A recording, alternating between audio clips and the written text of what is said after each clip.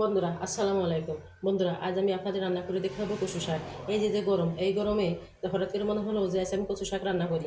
যেহেতু কচু শাক একটা উপকারী খাদ্য, উপকারী সবজি। কচু শাক খেলে গরম উঠে যায় এবং চোখের দৃষ্টি বাড়ে। তাই আমি চলে গেলাম কচু খেতে গিয়ে আমি কিছু কচু শাক তুলে নিয়ে আসলাম। তুলে নিয়ে এসে আমি সেগুলো ছোটো ছোটো করে কেটে নিলাম। কেটে নিয়ে এখন আমি এগুলো রান্না করব। কচু শাক খেলে বন্ধুরা চোখের যেরকম স্মৃতিশক্তি বাড়ে এবং শরীরে সেরকম উপকার হয়। কচু শাক একটা খুবই উপকারী খাদ্য। আপনারা অবশ্যই কচু শাকটা রান্না করে খেয়ে দেখবেন। বন্ধুরা তাহলে চলুন আমরা মূল রেসিপিতে ফিরে যাই। রান্না করার জন্য আমি এই সাইজের কিছু কচু শাক নিয়ে এসেছি। আমি এগুলোকে ছোটো ছোটো করে কেটে নেব। আমি টুকরো টুকরো করে এগুলোকে কেটে নেব। আমি সবগুলো কচু শাক এইভাবে করে কেটে নেব। বন্ধুরা দেখেন আমার কচু শাকগুলো কোটা হয়ে গেছে। আমি সবগুলো কচু শাক এই সাইজ করে কেটে নিয়েছি। দেখেন আমার কতগুলো কচু শাক হয়েছে। এখন আমি এগুলোকে ধুয়ে নেব, ধুয়ে রান্না করে নেব। বন্ধুরা এবার আমি শাকগুলো সুন্দর করে ধুয়ে নেব, যাতে শাকে কোনো ময়লা না থাকে। এমনভাবে ধুবো যাতে কচু শাকের প্রতিটা থেকে ময়লা সবগুলো সুন্দরভাবে বেরিয়ে যায়। বন্ধুরা গরমের দিনে কচু শাক খুব মজার একটা জিনিস, এমন একটা জিনিস যা খেলে শরীরে খুব উপকার হয়, গরম উঠে যায় এবং চোখের দৃষ্টি বাড়ে। চোখের জন্য খুব উপকারী, চোখের দৃষ্টি শক্তি বাড়ে এবং শরীরের নানান পুষ্টি হয়। বন্ধুরা এখন আমি কচু শাকগুলো রান্না করে নিব। এখন আমি এর মধ্যে মশলা যোগ করে দেবো। এর মধ্যে দিয়ে দেবো আমি জিরের গুঁড়ো, দিয়ে দেবো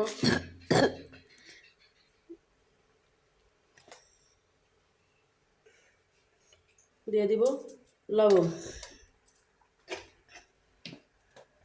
দিয়ে দিব হলুদের গুঁড়ো। আমি এবার দিয়ে দিব জিরের গুঁড়ো, ধনের গুঁড়ো।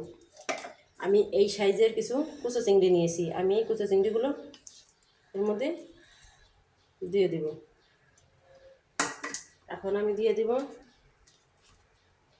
মরিচ কাটা এবং পেঁয়াজ কাটা। আমি কাঁচা মরিচ সাইজ করে চিড়ে নিয়েছি, আর দিয়ে দিব পেঁয়াজ কুচি করে নিয়েছি।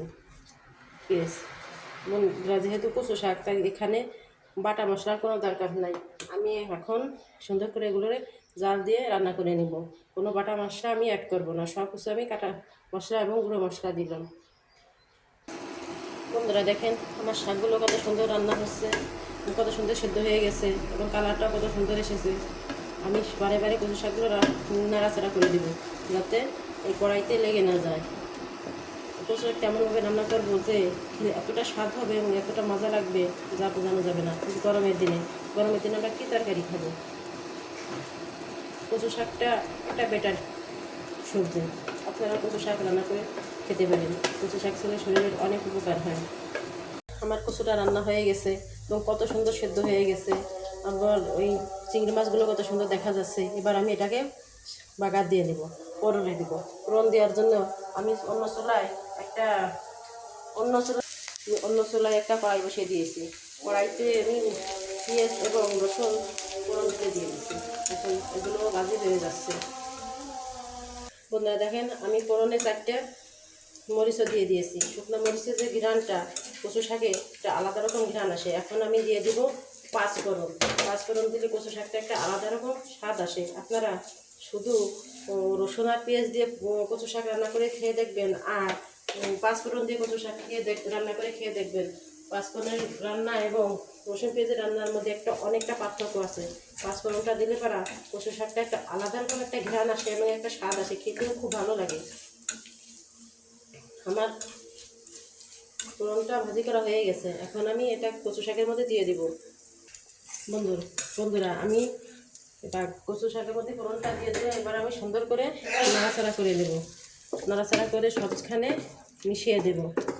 দেখেন কত সুন্দর দেখা যাচ্ছে, স্বাদটা অন্যরকম আসছে, যেন একটা ঘ্রাণ বেরোয়েছে, অন্যরকম একটা ঘ্রাণ বেরোয়েছে এবং দেখতেও খুব সুন্দর হয়েছে। বন্ধুরা আমার কচু শাক রান্না রেডি। এখন আমি এটাকে পরিবেশন করব। বন্ধুরা দেখেন আমার কচু শাক একদম রেডি। বন্ধুরা আমি কিছু চিংড়ি ভাজি করে রেখেছিলাম, তা এখন আমি কচু শাকের উপর দিয়ে দিব। আমি কচু শাকের ভিতরেও কুচো চিংড়ি দিয়েছি এবং উপর দিয়েও কিছু চিংড়ি ভাজি করে দিয়ে দিলাম। দেখেন বন্ধুরা কত সুন্দর দেখতে হয়েছে এবং কত সুন্দর কালার হয়েছে এবং খেতেও খুব মজা হয়েছে, অসম্ভব মজা হয়েছে। বন্ধুরা আমার এই রেসিপিটি যদি আপনাদের ভালো লাগে তাহলে অবশ্যই আপনারা আমার চ্যানেলটি সাবস্ক্রাইব করে দেবেন এবং লাইক করে দেবেন আর কমেন্ট বক্সে আপনাদের মতামত লিখবেন।